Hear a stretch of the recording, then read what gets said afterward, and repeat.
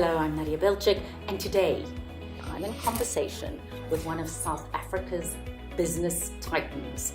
You say the name Brian Joffe, and it is synonymous with Bidvest, Bidcorp, and now Long for Life.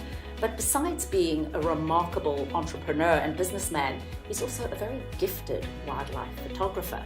So I'm going to let Brian Joffe tell you his story. So Brian, I'm delighted to be in conversation with you. Hello, Nadia. Hello, Brian. So Brian, let's start from the beginning. Let's start with Chipkins. And as we're going through this, what have you learned that you can teach others? In 1988, I met the Chipkins, and we embarked upon the journey of setting up Bidvest and creating a South African company, which today is one of the biggest companies in South Africa. And I'm very proud of what we've done. Did Brian Joffe one day go, I am going to go into this business? Did it evolve? I think most people like to have a defined vision of where they're going. And I think that's a good thing to start with, but I think one must be prepared to change one's path in life.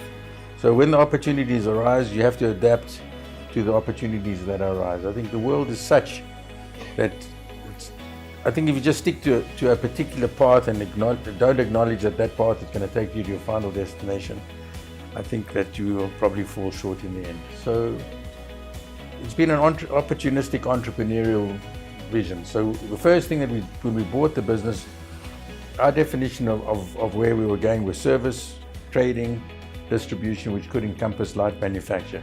That was the definition of what Bidvest was set up to do. And I think by and large, that's what we did do. There were some changes along the way. There was some bit of retail, but by and large, that was what was achieved.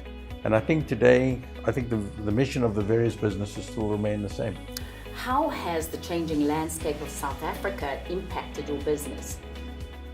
Well, in 1988, I think one of the issues was in South Africa that South Africa was very isolated. We had sanctions and we were on the last legs of the old apartheid regime. What the new regime brought into being, the new South Africa, was an opportunity to be able to compete internationally. So South Africa had a flood in the 90s of new investors into South Africa, which created more competition, but also enabled us to be able to invest abroad. We didn't have that opportunity during the sanctions era. That was a great thing for us, and I think South Africa has changed remarkably, and I think all the South Africans, white, black, and all other breeds and colors, can be remarkably proud of what we've got. And so whilst we've got a lot of problems facing us, they're problems, and once we know what the problems are, we can fix them. So there are many things of South Africa that are good, and there are many parts of South Africa that are not so good, but I think that applies to all parts of the world. So it's interesting, you chose to really go into the service industry at a time where technology was on the up and coming. Did you see an opportunity there? Do you think there's still an opportunity there? Are you now looking to go into higher tech? When the year 2000 came along, everybody was very concerned about what it was going to bring. But it brought along new technology to the world. So when you order food now for a restaurant, that's not done over the telephone. You don't send a rep necessarily. It's all done by pantry, by cell phone, by all different methodologies. So you've worked with the technology within your company? We've utilized the technology as a facilitator to make our businesses more efficient and more integrated with our customer. And so what's important in the world of today, I think in relation to you and your customer, you need to make your customer as sticky as possible to you and more reliant on you. Because the customers of today have got many choices. And if you make it very easy for them to go away, then of course they will go. They will flip between one or the other, and you'll become principally a price provider, and that's a very difficult business for a public company. What can we give people and help them understand if we're going to develop minds like yours? Well, education is basically only the starting point, because at the end of the day, it's the application which is all important.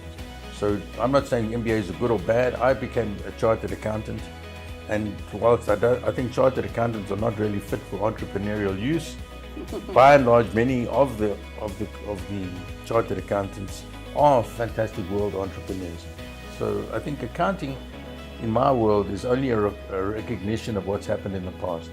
And entrepreneurialism is only a recognition of what potentially could happen in the future. So if you can combine the two, and if you understand what the numbers mean in relation to future, not in relation to the past, because everybody can do an analysis of what the numbers tell you of the history. but very few people can tell you about the analysis of the numbers, what they mean for the future. And that's, to me, the real difference between those that succeed and those that don't. You know, everybody loves to know this, Brian, is what mistake have you made that you regret, that you recovered from? Somehow people love to hear stories. I always call them the don't let good suffering go to waste stories. What was the moment?